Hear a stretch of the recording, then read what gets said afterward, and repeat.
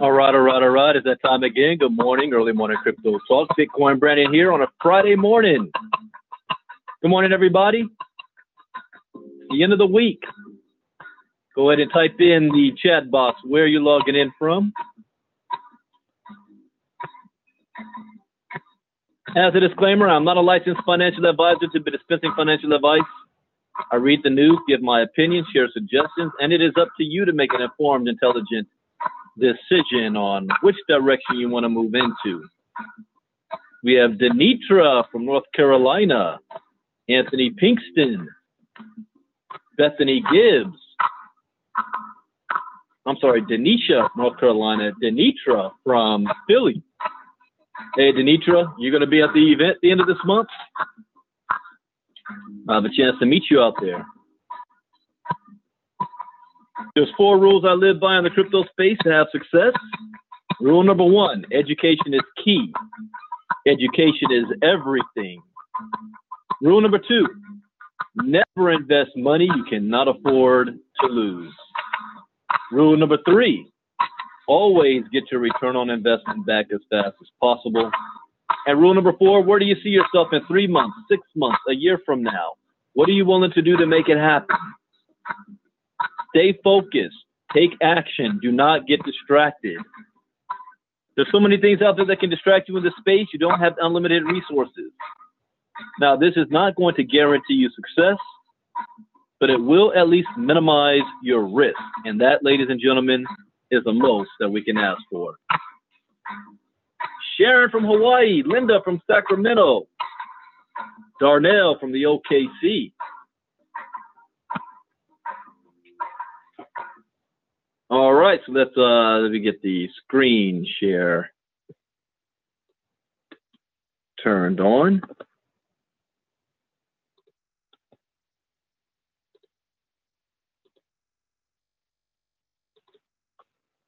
And article will I do first?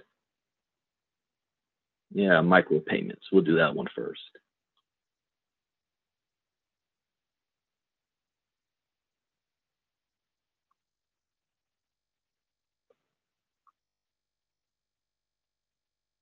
All right, all right. So I got to put this link in the chat box for you. Good morning, Mr. Stewart. Hey, let me know how that went last night. Some of your people. All right, micropayments. Bringing cryptocurrencies into modern day life. And that's what average people want to know. How is this going to affect my life? How can I actually use this every day? So the following post about micropayments was written by Dmitro Spilka. He is the CEO at Solvid and founder of Predicto, a web analytics startup that uses AI and machine learning to forecast web traffic, monitor vital metrics, and set visual traffic aims. Cryptocurrencies may have assumed the role of the quintessential water cooler topic over recent years, but there's something stopping it from making the vital transition from being well talked about to well invested. To say the likes of Bitcoin isn't well invested may seem churlish, considering the crypto giant hit a value of $19,783 in 2017. But this wasn't the intention of its creator, Satoshi Nakamoto. Nakamoto's dream was to create an alternative currency that was capable of superseding our existing monetary systems.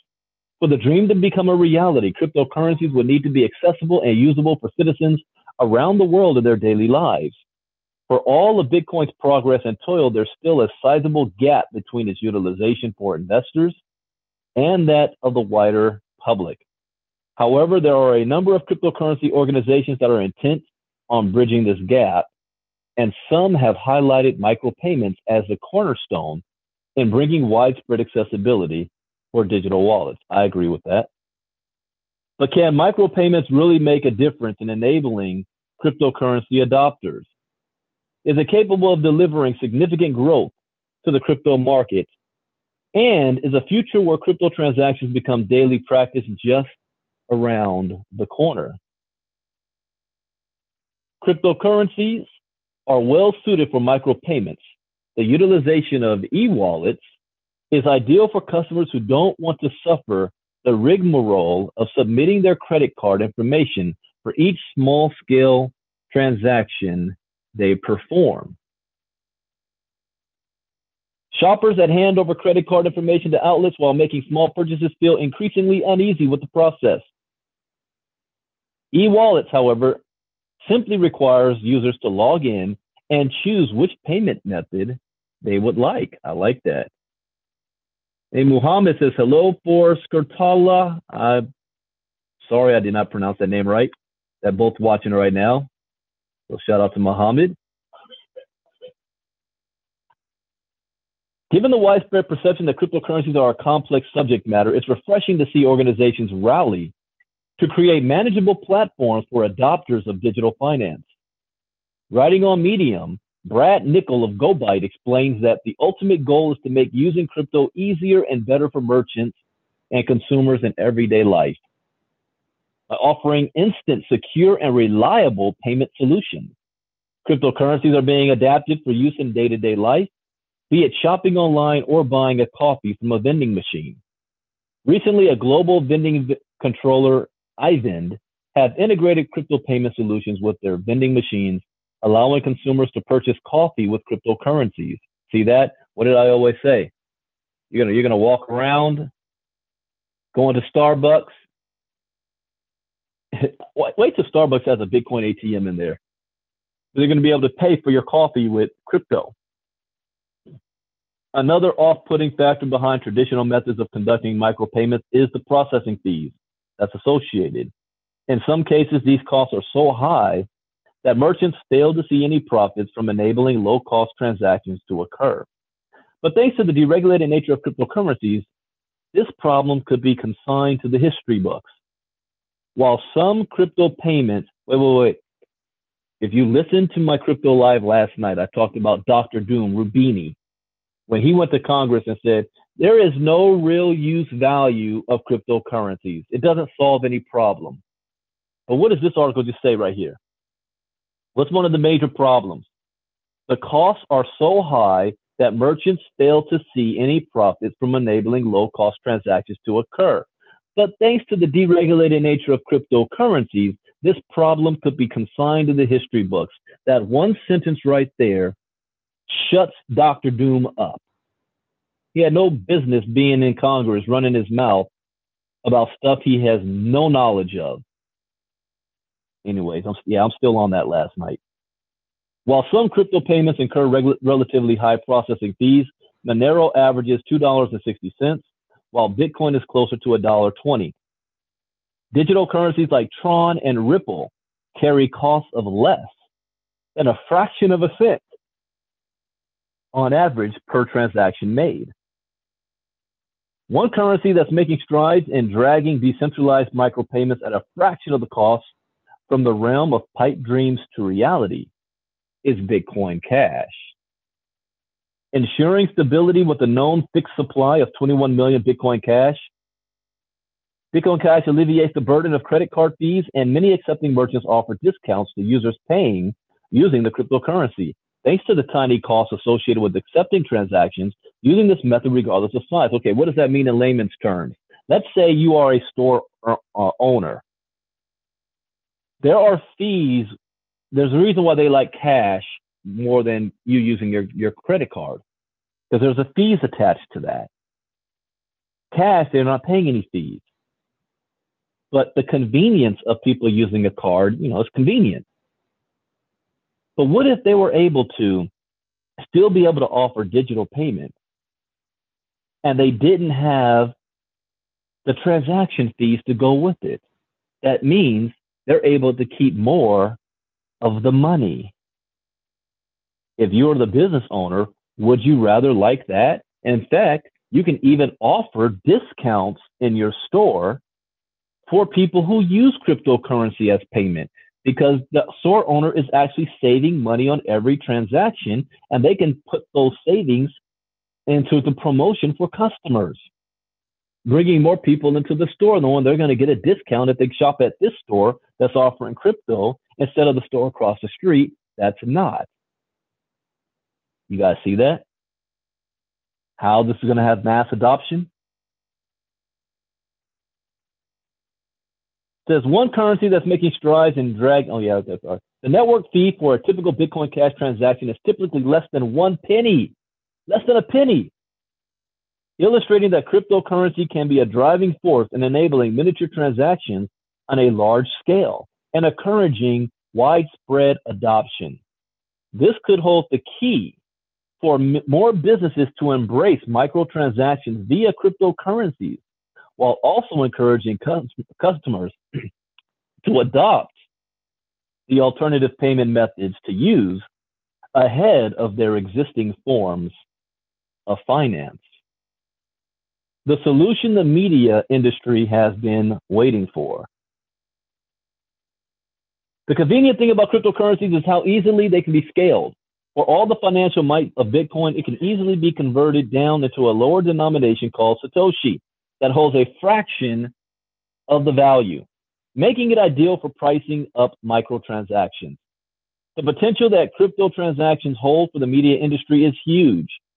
Since the all-encompassing power of the internet was laid out for print-based outlets to see, many organizations face a struggle in monetizing their content for modern audiences without suffering from a loss of customers. A key burden facing print media is the fact that information is available quicker for cheaper elsewhere. Some newspapers have chosen to build a paywall online, while others have opted to shift their attention towards more celebrity-based content in a bid to maintain higher website traffic. And cryptocurrencies hold the solution. Fundamentally, print media is at a crossroads, but cryptocurrencies can hold the solution. By leveraging micropayments, news organizations could charge readers tiny fees for each piece of content that they read. The cost wouldn't be interpreted as burdensome by the consumer, but could make a massive collective contribution to the performance of media outlets worldwide. You see what's starting to happen now? Instead of the media and places looking at all the negativity that may come with crypto, they're starting to see the benefits of it. I'm noticing the shift. I'm reading these articles every day, so I'm able to tell there's a wide shift taking place here. The same notion could apply to modern content creators and even crowdfunding. Making micropayments through an old-fashioned credit debit card process is clunky and relatively unsafe, but cryptocurrencies offering much more flexible pricing, convenience, and security through blockchain could prompt a brand new movement in how startups and entertainment can be funded. Bitcoin's explosion onto the front pages of the world's newspapers gave the world an early taste of the seismic power of cryptocurrencies. It also inspired thousands of startups to explore how to pull crypto out of the clouds and bring them into everyday real life. Leveraging microtransactions may be the first step in bringing an essence of ordinary life into an extraordinary realm of finance. Now, I will say this, I'm sticking to my guns on this one. I do not believe Bitcoin is going to be that one world currency that's going to be used for day-to-day transactions everywhere.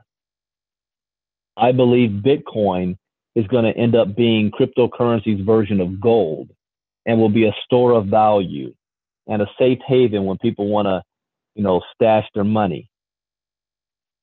I think it's going to be one of the other coins that will be that day-to-day. It might be Bitcoin Cash. Bitcoin Cash has the same amount as Bitcoin, 21 million ever in existence. Bitcoin Cash is faster. It can do more things than Bitcoin can itself. It might be Litecoin. It could be Ripple. It could end up being GreenX. Who knows? I don't know which coin it's going to be. I just don't believe it's going to be Bitcoin. Nobody's trying to sell their Bitcoin when that sucker gets to $100,000 a coin. All right? Like gold. All right, next article up. What are HD wallets? And I'm curious because I've never heard of that term before that I can remember. HD wallets.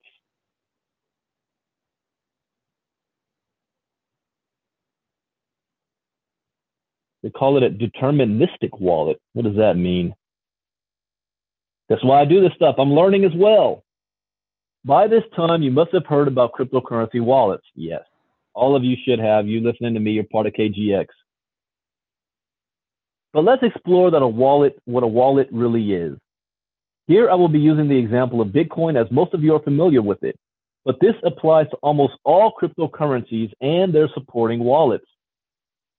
So in short, the place where you have both your Bitcoin address to receive Bitcoins and the private key to spend Bitcoins is called a Bitcoin wallet.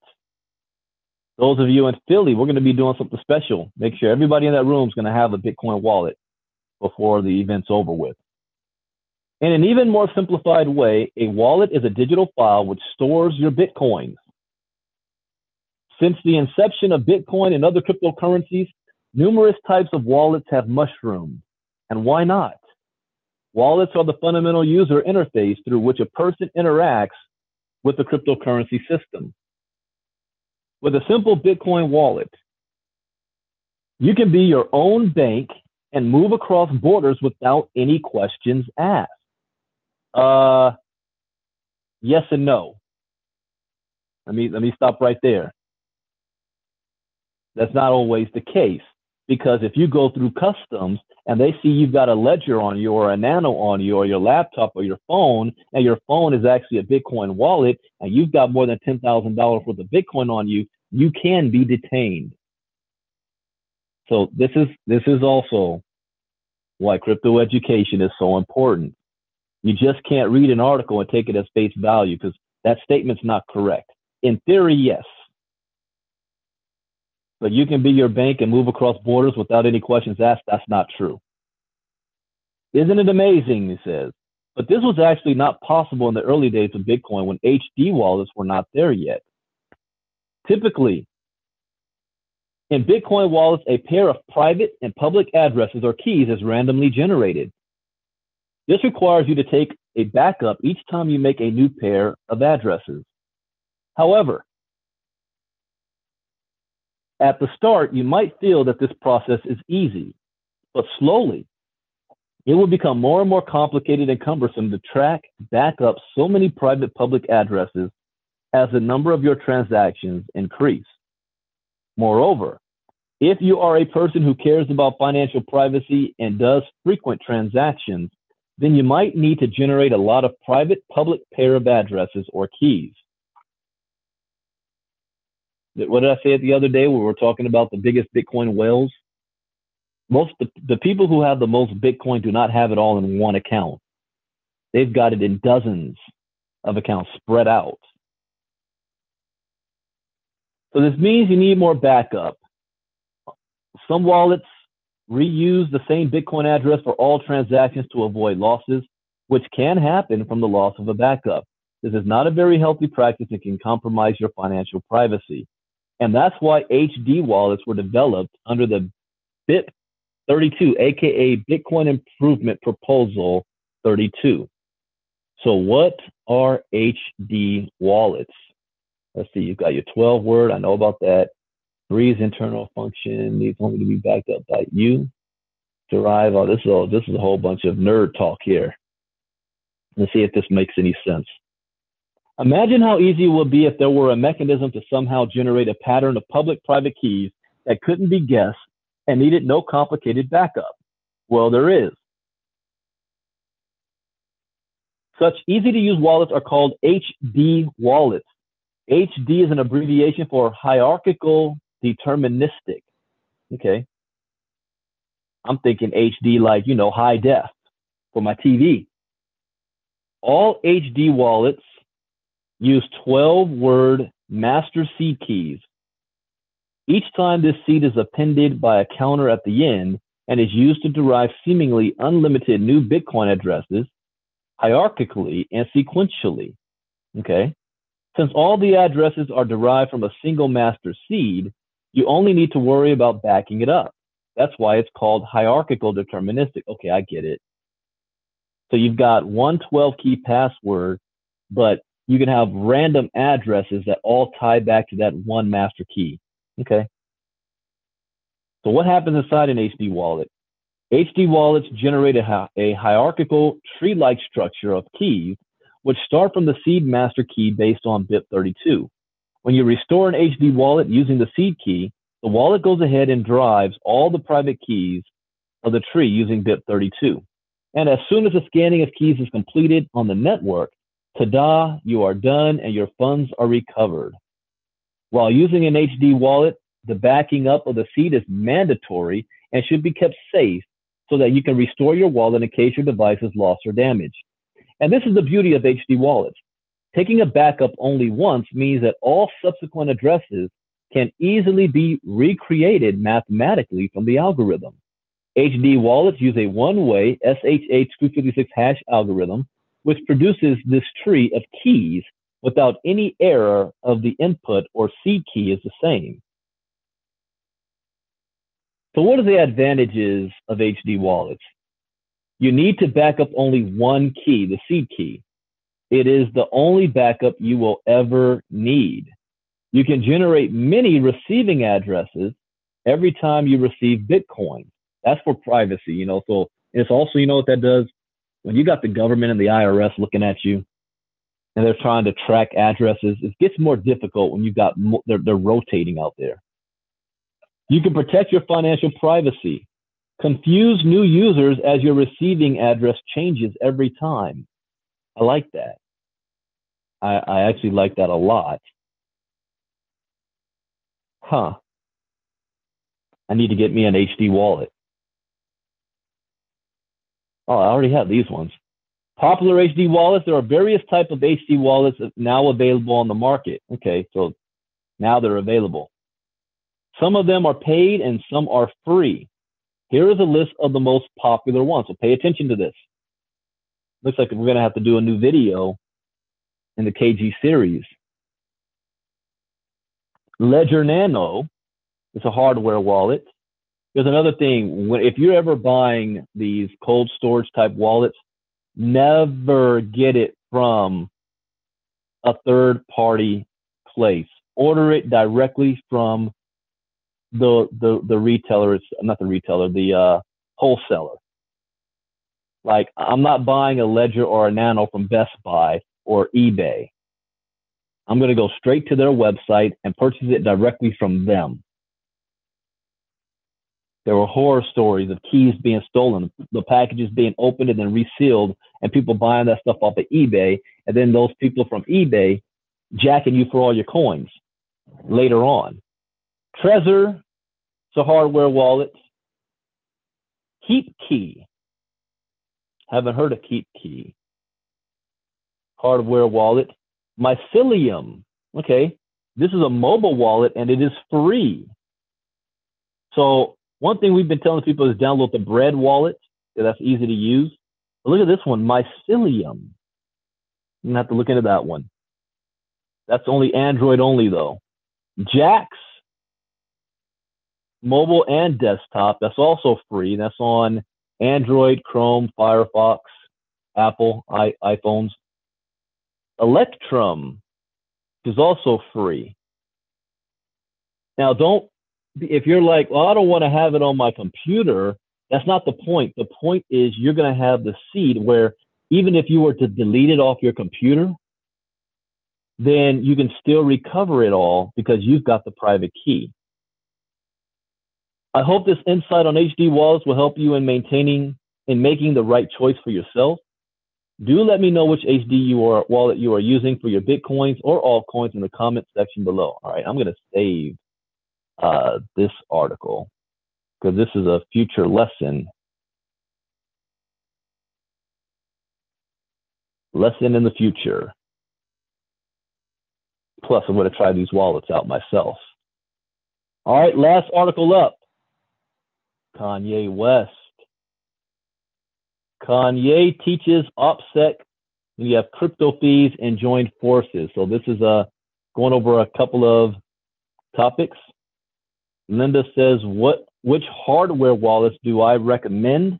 Well, I would only go by the ones that's the biggest out there, Ledger and Nano. Those are the ones that have been around for a while. They're tried and tested. Ledger and Trezor, I'm sorry. Ledger Nano and the Trezor, Trezor. And we have in our KGX section, training section, we have 1 or 2 sessions just on wallets. Okay. The daily. Kanye teaches. Kanye's teaching us. The last 24 hours has been one of those all too rare periods in which the crypto sphere unites against a shared enemy. We'll detail who on the daily right after we've discussed blockchain spam, Blockfolio's new funding round, and how we learned an Opsec lesson from Kanye West. Coinbase finally listed Oz, ZRX, on October 11th, sending the price of the Ethereum-based token into a sharp climb. Here's another insight, guys. Anytime you hear that a coin is about to hit Coinbase or a major exchange, buy it before it does, because it's going to shoot up. This miniature pump paled in comparison to that going on over at Yobit, whose exchange-orchestrated pump sent Putin coin, or is that Putin coin? I'm thinking Vladimir Putin. Putin coin up 1,370% in just 15 minutes. Can you imagine getting a 1,370% return on your money in 15 minutes? That's how people get rich in this space. While pump and dumps have been part of crypto since the start, they're rarely instigated by the exchanges themselves. Yeah, I heard about that, and I didn't understand why the exchange would do that, how they can legally do that. 2 other noteworthy exchange stories also broke on Thursday. Firstly, Bittrex made the unusual decision of relisting Metal, MTL, an altcoin it had previously delisted. Elsewhere, it was reported that Bitfinex has paused all USD deposits while it resolves banking issues believed to have been caused by HSBC terminating the arrangement the exchange had in place via a private account with Global Trading Solutions. The same publication also revealed that Coinbase is shuttering its index fund for high net worth individuals and will be focusing on selling its bundled baskets of cryptocurrencies instead. Blockfolio completes an $11.5 million funding round. Cryptocurrency portfolio app Blockfolio has completed a Series A round led by Pantera Capital. All told, over a dozen investment funds chipped in as the project seeks to become more than just the industry's go-to portfolio checker. Exchanges BitMEX and Huobi also got involved as part of the deal. Blockfolio signals is the beginning of our effort to help the ecosystem move from an era of speculation to an era of participation. Enthuse the team. With our new investment partners, our continued collaboration with token teams and exchanges, and our millions of dedicated users, the future is exceedingly bright.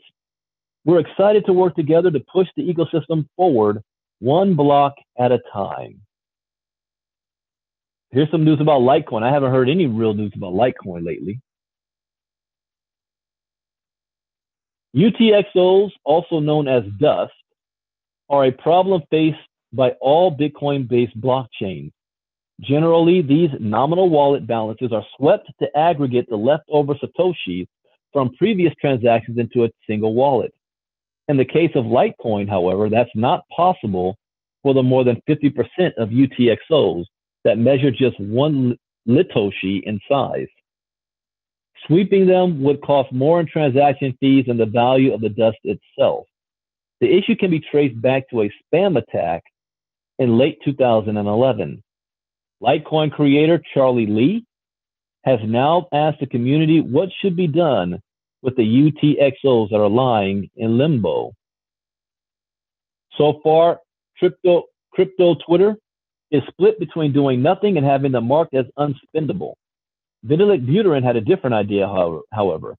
The Ethereum founder suggested that Lee consider an ongoing tax where all UTXOs lose 1 Latoshi per N blocks. I have absolutely no idea what he's talking about there. That's that nerd talk. Kanye West, or Ye, as he now wants to be known, had a characteristically bizarre meeting with President Trump on Thursday. Really? Oh my goodness, of course I saw it. During the course of Ye's 9-minute monologue in the Oval Office, the artist pulled out his cell phone. I couldn't believe what I was looking at when he did that. And punched in his password with every freaking camera on him. Onlookers gleefully noted Ye's code to be 6 zeros, prompting crypto commentators to use the incident as an Opsec refresher. Pro tip: if you're going to be in a highly public place, surrounded by cameras, change your phone's passcode to something easy to remember. Why not just use your fingerprint? You know what? I got to stop that. I don't know if all phones have that.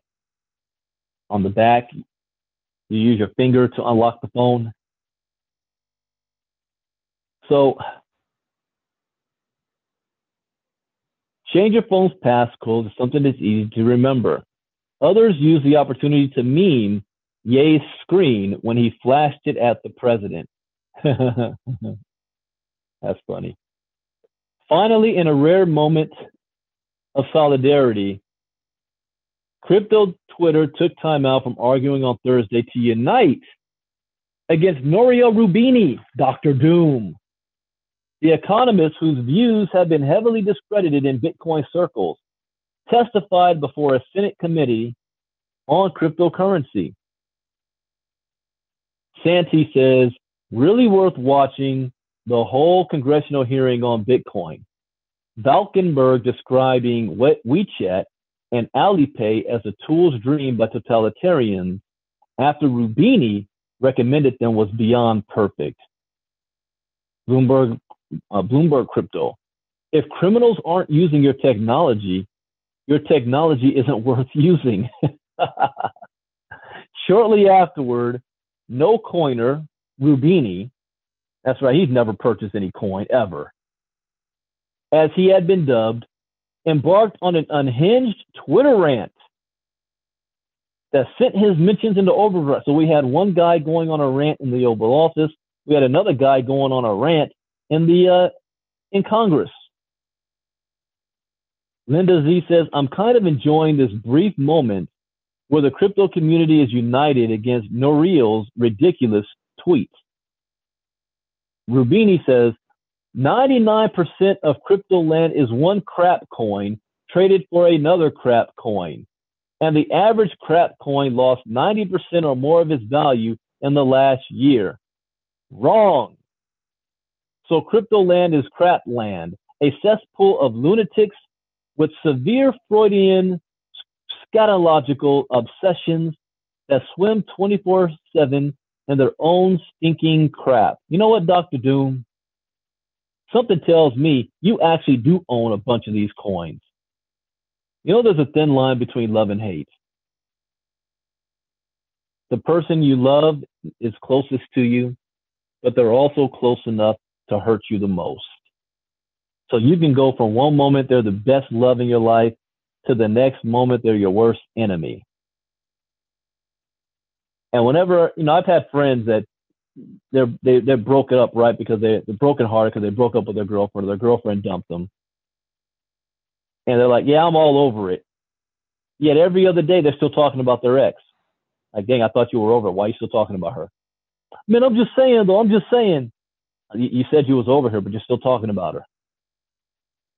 It's like these guys. Why do you care? Well, I mean, you're putting so much effort and energy into something, which leads me to believe you actually do care. Anyways, a broken clock is right twice a day. Or in Norio's case, once every 10 years, came one retort, acknowledging the fact that Rubini has been cheering Bitcoin's demise since 2013 when it dropped below 58 bucks. See, here's the thing about, well, let me finish reading this. There is realistically no price Bitcoin can climb or fall to at which Dr. Doom will concede that he was wrong. Like the Christmas truce of World War I, however, Rubini is to be commended for fleetingly bringing crypto foes together. First of all, back in 2013, this clown, because Bitcoin had risen over $100, it had dropped to $58, and he said it's over, game over, it's a scam, I told you so, you're all going to lose all your money, Bitcoin's only 58 bucks. How laughable is that today? You know what argument he's using now? And this is why, again, you got to know crypto education and you got to know crypto history. What do I mean by that? Well, the people who believe Rubini, Dr. Doom, is because this is his argument. Crypto has lost 70 to 80, or he says 90% of its value since last year. That could be true in some cases. If you're going off of December numbers, when the price of the entire crypto market was over $900 billion, Bitcoin was almost $20,000 a coin. The market corrected as it has been doing for the last 9 years. So because it corrected, he says, oh, it's game over. Don't you think you learned your lesson from 2013? Pull the microscope back a bit, and you will realize that Bitcoin's price is still higher today than it was exactly 1 year ago. You can make anything believe the way you want if you're focusing on certain things. But he's not telling factual truth. Yeah, it's down since December, but it's up since a year ago and every year before that. All right, so I hope you guys learned something new. As always, that is the point. If you want to continue your crypto education, if you want to be in a situation where you actually understand what I'm reading and you're able to monetize it like Bethany does, then you need to get our crypto education program. Yeah, it's going to cost you money. It's going to cost you $300, but that information is priceless. Get back to me or whoever is showing you this, especially if you're going to be watching this on a replay. Let's get you signed up and going. KGX is going to be creating some millionaires. Millionaires. Not 2 years from now. I'm talking in a very, very short period of time. The question is, will you be one of them? So thank you for listening. We will be back on Saturday. I'm not doing a late night crypto talk tonight. It's Friday. So tomorrow morning I'll be doing it. Then we've got our Saturday getting started training and for KGX. Then I've got one last week where I'm kind of chill, kind of off. And then things start to pick up big time. The next 5 weeks after that, I'll be on the road. Got an event here in LA. Then we'll be in Philadelphia. Then we'll be in Chicago. Then I'll have be up in Sacramento and Santa Clara. All before December 1st. So with that, you guys have a great day. I will see you all tomorrow. Bitcoin Brandon out. Bye-bye.